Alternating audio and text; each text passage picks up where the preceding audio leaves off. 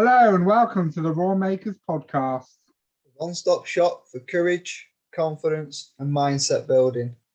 Also bringing you all the aspects of mental health awareness, business and entrepreneurship. We are your hosts, Adam Ellis and Jason Borman of the Roar-Makerz Coaching.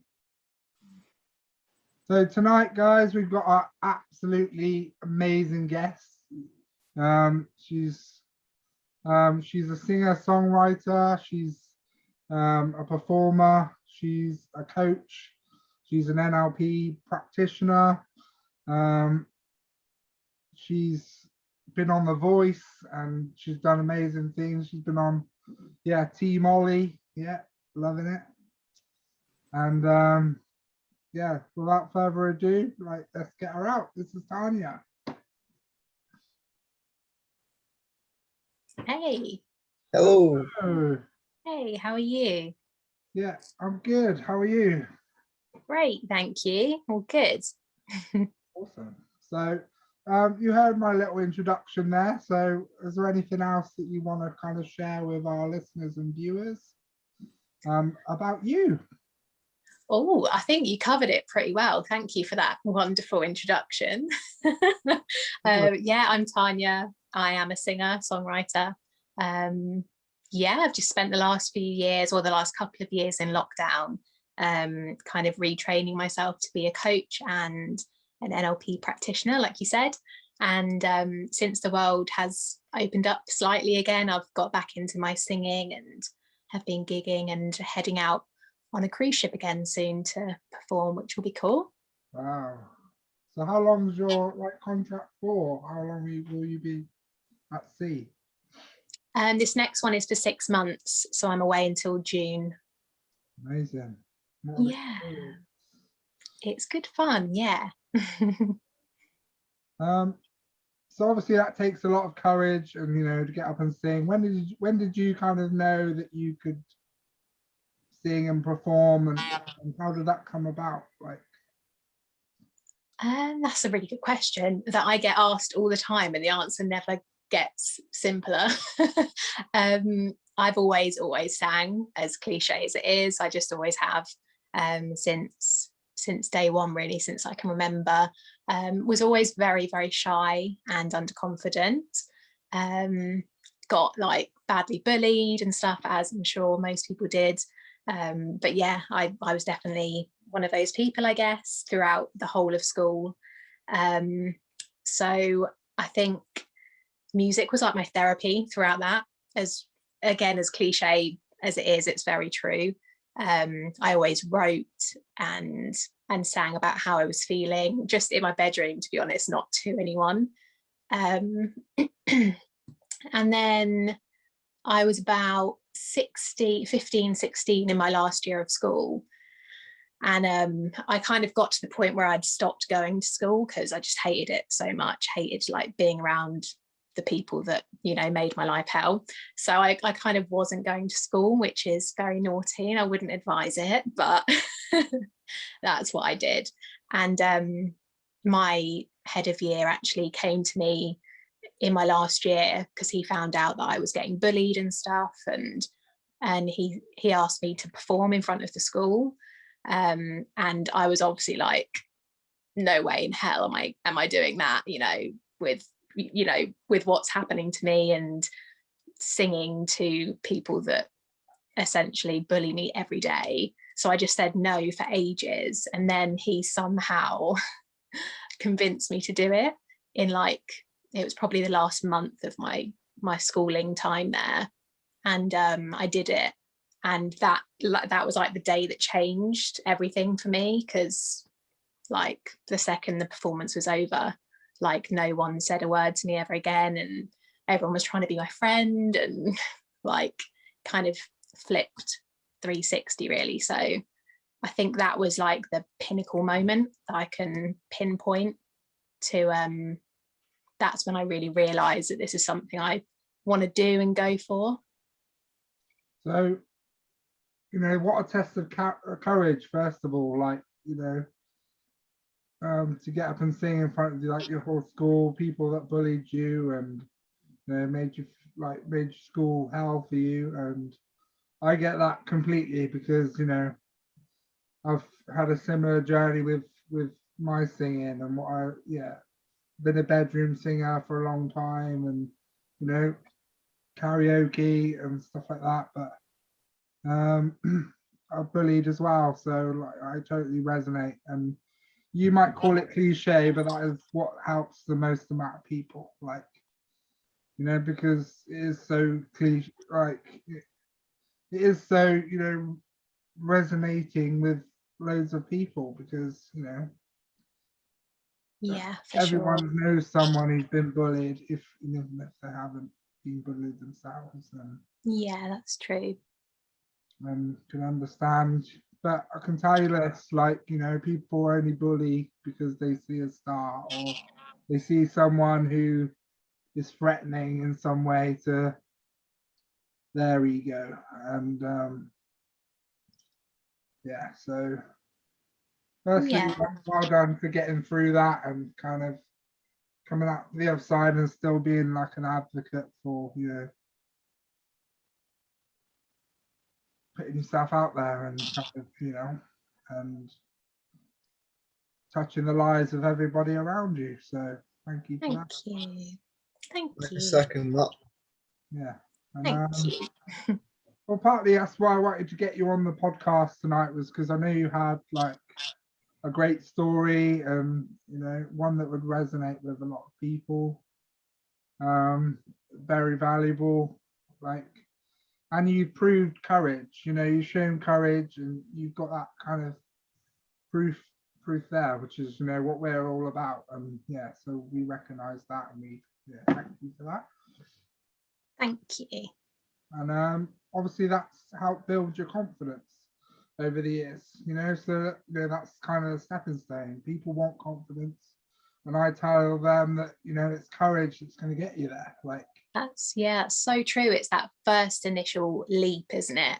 That, like, if you don't take it, you're never going to get there. But something or someone or, you know, some circumstance has to, you know, give you that little nudge. And then once you've taken it, then you'll just fly.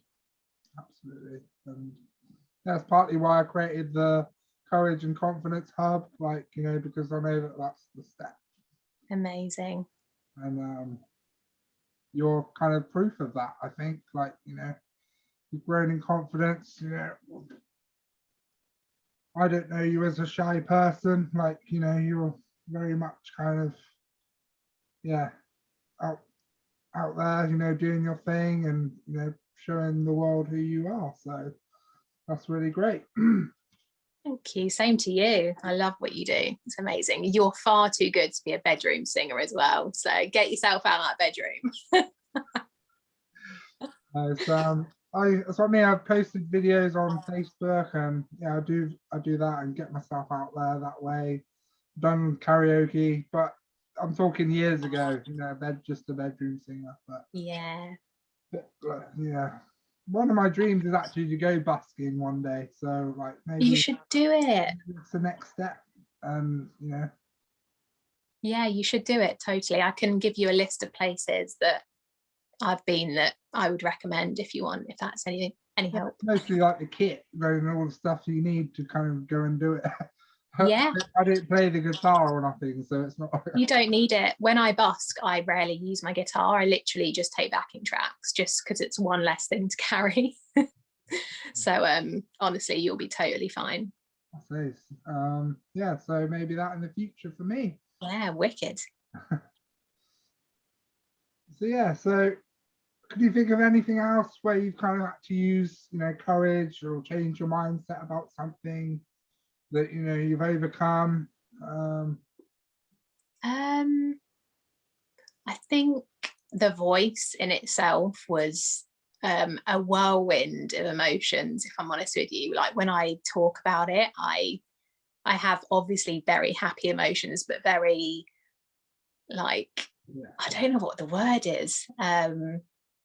Not regrets, because I don't regret anything, but I almost feel like a little bit sick in the pit of my stomach, like of Like how I like how I could have done things differently. And I think my mindset has changed a lot since that, because I know how I saw firsthand what thoughts in your head can actually do to you physically. And I literally sang so out of tune. and I not in a big-headed way, but I'm normally a decent singer, and I don't normally ever sing, you know, badly out of tune. But the fear that I experienced when I was on the TV part of it was just something I've never experienced before. So I think watching that all back and thinking of how it went, like my mindset has changed a lot since that, because I don't ever want to let that get to me again, if you know what I mean. Yeah. I don't think anyone would judge you for that. That was like way up there. It's just like it's I such think a the whole world would be nervous in that situation, and you know it affects everyone's performance. I think yeah. people who go on The Voice and smash it like right out the park. Like, and I've watched that video, and I don't think you did Oh, as bad God. as you thought you did. Honestly, I don't really tell anyone about it because I don't want them to go and watch it. So. I went and found it. Don't worry. I was like, but it's such a weird experience because what people think you do is so different to the reality of it. Like people think you just rock up to these auditions and you sing in front of the judges, but it took a year of my life up, and it took 7 rounds to get through before you were even picked to go on the TV. So it's a long build up of nerves and anxiety and just all of the different emotions. And then when you finally get there in front of the spotlights, in front of the big red seats, it's just something else. So yeah, it's a weird one to try and explain, I guess. so can you remember that 6th round, and when you got told that you were going to be on the TV, what were kind of your emotions then? Yeah, so I was actually in a duo with my boyfriend at the time, and so we were going through the whole thing together. It kind of started on our 2nd date. We were at an open mic night in London together, and I initially thought he was just going to get up and sing and stuff, because I was still pretty underconfident at that point and not used to singing in front of people really. And then he got me up to sing a song with him. We sang Fix You by Coldplay. And we didn't know, but there was a girl called Lauren at the back of the room who was a scout for The Voice. And she just came up to us at the end of it and she was like, "You two are great. You sound great together. Like, would you want to come and try out for The Voice this year?" And we were like, we're on our 2nd date, but I mean, we looked at each other and we were like, hell, why not? And then a year later, we were on the TV together after lots of different rounds. And to answer your question, sorry, yeah, I was sat at my desk at work at the time. I worked in an estate agent's in London, and I was sat at my desk and I was kind of waiting for a yes or no call from the producers from like I think it was our 6th round that we did. And I was fully expecting a no, because I had absolutely no confidence in myself at the time, and I was just like negative Nancy over here. So I was sat there like fully expecting it to be a no. And anyway, they rang and they were like, "So do you fancy coming to sing in front of the judges?" And I was like, "Yeah, are you sure you've got the right number?" So that happened, and then I rang my partner who was also at work, and yeah, we were crapping ourselves but also quite excited. I think those are 2 emotions that go really well together. Definitely. They often come together at the same time, don't they? Yeah, that's it. Yeah, I don't know if you got a question for Tania. Well, first of all, I just want to say congratulations on everything you've accomplished in your life, stuff like that. and Thank thanks for you. being open and honest. But when you're in these let's say bad moments in your life, or you're on a little downer, what do you do to turn that around, to build it up? Oh, that's a very good question.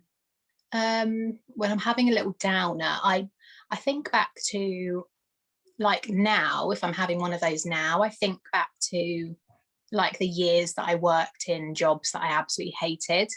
And I think I still all the time think back to being bullied, but in a very positive way now. Like, I've completely turned it around to actually those people are the ones that fueled me to, you know, to get to where I am essentially. So I think back to all the hard times and how grateful I am now to do what I love as a job, I guess.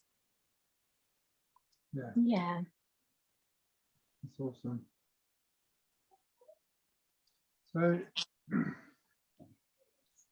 yeah, so what is sort of like the next steps for you? Like you mentioned, obviously the cruise ship. Do you plan any kind of further ahead than that, do you think? Or like kind of next for you? I've not really planned anything too much further ahead because I don't feel like I can plan at the minute because of the whole world situation. I'm sure you guys feel the same in your areas as well. But like, yeah, I feel like we can only plan a certain amount and just kind of go with it and see where it takes us. I'm just so grateful and so happy to be back to work doing what I love. So I'm just going to go on the ship, see what happens. Might do another one if I fancy it. Might not. I might meet someone along the way that takes me off in a different direction. I'm not sure. Yeah, it's a good way of looking at it. No, it's not all decided by you in a way, is it? Like, no. Yeah, it's a weird one. I was again, me and my ex-boyfriend now did cruise ships together after The Voice, and like a couple of opportunities came up whilst we were on the ships that it was kind of a solo opportunity just for me musically, and I decided not to do it, obviously because I didn't want to break up the relationship. But for example, if I'm on this next ship and another opportunity comes my way, I might be able to take it this time and stuff. So yeah, who knows? that's awesome. Well, I wish you all the best with that, and yeah, I'm sure you'll kind of live it to the fullest. And what sort of feelings do you kind of get when you perform? Like what sort of mindset do you go into? Like, good question again. Just I think since coronavirus, I feel so differently. I feel like I'm very cliche again, but it's genuinely how I feel. Like every single moment I'm singing now, I just feel so grateful to be doing it and getting paid for it, and just so happy that the world's back again. And I just feel very content doing what I'm doing. I used to get very nervous and worked up and nervous about what people thought of me, and I just feel like I'm where I need to be now, and that's a very content feeling. yeah. And yeah, what sort of reactions have you got out and about? Have you got anyone that's kind of been negative towards you while you're singing, or like? No, not recently. I had one experience on the cruise ships a couple of years ago, and it was actually God, this is going to sound morbid. So my grandma passed away when I was on the ships, and I obviously couldn't get home and stuff because I was the other side of the world, and they didn't let us like cut our contract short or anything. So she passed away like quite unexpectedly, and we had to perform that night, literally like a few hours after me finding out. So I was like, okay, I'm gonna just have to just do this, because you can't just cancel, like you have to sing every night. So I just tried to forget about it, and we got through the 4 hours of singing, but I was obviously like miserable looking, like I didn't look happy. And one guy, I think he was quite drunk, came up to us and gave us a note, like a handwritten note. And like that wasn't unusual, because people used to like give us tips or give us little thank you notes and stuff. So we just were like, oh, thank you, that's lovely. And we took this note, like, and didn't open it until our break. So we opened it in the break, expecting it to be like this lovely note, and it was like, God, you look like someone just died, like cheer up. And like go and get yourself a shot or something and cheer the F up. Like, it was a really rude really rude note. And that's like the only situation that sticks out to me where someone's being like negative, I guess. I'd written one back and said, Yeah. you're actually spot on, are you a psychic? So funny. But yeah, I was very tempted to go up to him and be like, look, mate, this is what's just happened, but I kept it cool and collected. That's pretty good. And yeah, so one bit of negativity in the whole time you've been singing, like, is pretty good, really, I think. Yeah, people in general are very nice to people, you know, they want the best people, they want to cheer them on. So you've got to be pretty horrible to give someone bad feedback, I think, when they're just doing their thing, you know. Or insanely jealous. Yeah. Yeah, I guess so. Unfortunately for them, yeah, it's sad. And yeah, so okay, any more questions, Adam? So what tips or golden nuggets can you give to our listening and viewers about pursuing their dreams or just doing what they want to do? I say go for it until you're there. Like, I truly believe that whatever you focus on, you will achieve, like, to some extent. For example, I keep bringing him up, but my ex-partner was in our duo, was the person that played all of the instruments, like piano, guitar, ukulele, you name it, he played it. And I just stood and sang next to him. But when we broke up, I was like, oh God, what am I going to do? I'm never going to get a job again because I'm just a singer. You know, I don't play an instrument. Like, how am I ever going to get back on a cruise ship without playing an instrument? So I literally bought a guitar during coronavirus, taught myself from scratch all the basic chords, and I literally just practiced for hours every day.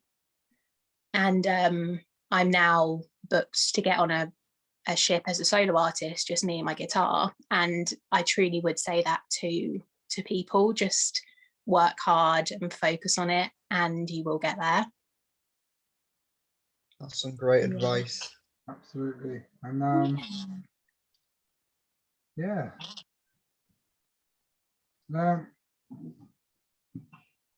Yeah, so what would you kind of say to people if they kind of like, they were a little bit kind of negative self-talk, you know, no self-belief, you know, knowing where you've been and where you've kind of got to now, what would you say to them? Like, they said, oh, I've got no self-confidence, but I really want to be a singer, or I want to do my passion. Like, what would you say to them? Like, I think there's so many things that you could say in that situation, and I guess it all depends on what kind of person you're speaking to. But I think at the end of the day, it kind of comes down to why. Like, that's such an important question in so many walks of life, as you know. And I truly do believe, like, if you just stop for 1 second, sit down and ask yourself, why the hell am I doing this? Like, you will find the inner strength and the inner confidence to achieve it. Yeah, that's interesting. I like Yeah. Yeah, I think, that. yeah, my why is fueled by the people back at school. Like, that is, if I dig and dig and dig, like, that's where the fire in my belly comes from, I guess, to want to do it. So I think if someone's doubting the path they're on, or, you know, if they're capable of doing it, then I guess stop and ask yourself why. Probably that's where the lack of, you know, self-belief and confidence came from as well. Like, so it's you on a daily basis flipping that on its head and saying, no, like, what I want is far more powerful. Definitely, yeah, you're right. Happened to me, like, you know, and that's a pretty powerful why, like, you know. So I think we've all got them deep down. so yeah, without, you know, further ado, thank you very much for coming on tonight. We really do appreciate it. And thank you for sharing such valuable, like, content with people who are watching and listening to this. Where can people find you if they want to work with you? So I do most of my stuff on Instagram, I guess. So I'm under Loneflower Music. Loneflower Music. We'll put it in the description of this, and then people can find you there and, yeah, chat to you there. Awesome. Thank you so much for coming on. Thank you for having me. It's awesome. Thank you. And without further ado, like, let's draw on that courage Build up that confidence. and let's get back our roar. And good luck for your future as well. Thank you. You too, guys. Thank you. See you later. Bye Yeah, bye. Bye.